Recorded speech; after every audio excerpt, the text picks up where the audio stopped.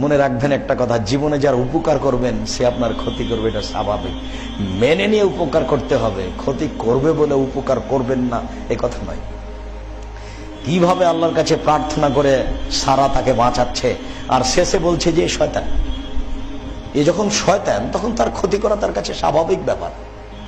যে আপনার উপকার করেছে, যখন আপনি দেখবেন যে ও আমাকে ভালো লাগে না, তখন তার উল্টা আপনি যাবেন, এটা স্বাভাবিক, এটা দুনিয়ার একটা স্বাভাবিক ব্যাপার। সম্মানিত মসজিদের মুসল্লি, মানুষ আপনার ক্ষতি করবে এটা বিশ্বাস করেই মানুষের উপকার করতে হবে, এই কথাই ঠিক। সম্মানিত মসজিদের মুসল্লি, আমরা আলোচনার শেষের দিকে চলে আসলাম। আপনার জানা আছে হাজার হাজার বছর আগেকার কাহিনী। এখানে আজকের জন্য সংক্ষিপ্ত করে হাজার হাজার বছর আগেকার কাহিনী। একটা লোক একটা লোকের কাছে 1000 টাকা কর্জ চেয়েছিল। তখন যে কর্জ দিবে সে বলছে, তুমি একটা কাজ করো, একজন জিম্মেদার নিয়ে আসো, যে তুমি যদি না দিতে পারো সে দিবে।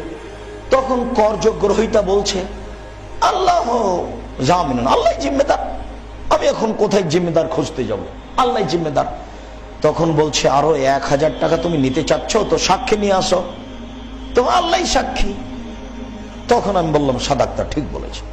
তারপর আমি তাকে 1000 টাকা দিয়ে দিয়েছি, সে চলে গেল, তার ব্যবসায় সাগরে চলে গেল, ব্যবসা শেষ। নির্ধারিত সময় আসবে, নদীর ঘাটে আসলো, দেখে কোনো যানবাহন নেই। তখন একটা কাঠ নিল, ফানাকারা কাঠটাকে খনন করলো, খনন করে একটা পত্র লিখে এবং 1000 টাকা ভিতরে ঢুকিয়ে দিয়ে মম দিয়ে উপরটা বন্ধ করে দিল।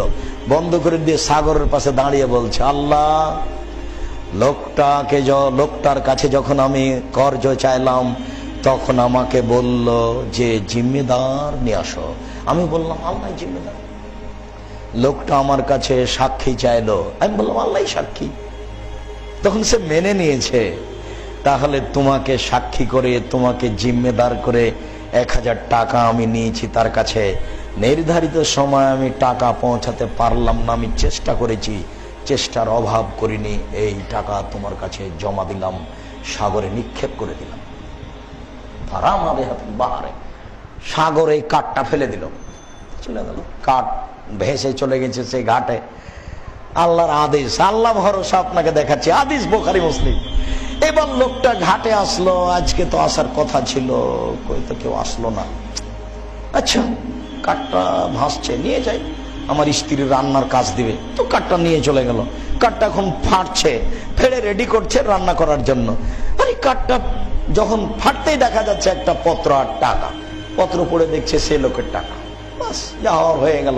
অনেকদিন পরে ওই লোকটা এসে বলছে, আপনাকে টাকা দিতে এসেছি। না না না না, আপনার টাকা তো পেয়েছি, আপনি তো টাকা পাঠিয়েছিলেন এইভাবে। হাদিস বুখারী মুসলিম, আল্লাহ ভরসা।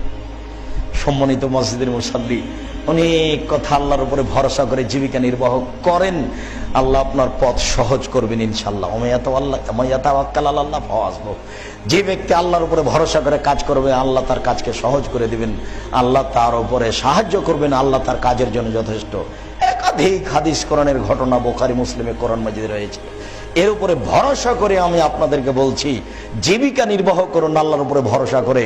তাই আমি আপনাদেরকে কষ্ট দিনই বারবার এক কথা বলে, আমি নিঃস্ব অসহায় মানুষ, আমি আল্লাহর উপরে ভরসা করে বলি, আমার আল্লাহর উপরে ভরসার কোনো অভাব নেই। আমি জাতিকে ধোঁকা ফাঁকি দিনি।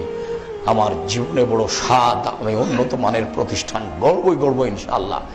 সেটাই জামিয়া সালাফিয়া রূপগঞ্জ, নারায়ণগঞ্জ, ঢাকা। সেটাই জামিয়া সালাফিয়া ডাঙ্গিপাড়া, পাওয়া, রাজশাহী। আমি একজন নিঃস্ব অসহায় মানুষ, কচুর পাতার পানি যেমন আমি, তেমন আমি আল্লাহর উপরে ভরসা করে পদক্ষেপ রাখি। আমি জাতির টাকার ক্ষতি করে না, এটা আমার সাহস। আল্লাহর উপরে ভরসা করে জাতির টাকা ক্ষতি করি না, এই কথা জাতিকে জানিয়ে বলতে চাচ্ছি।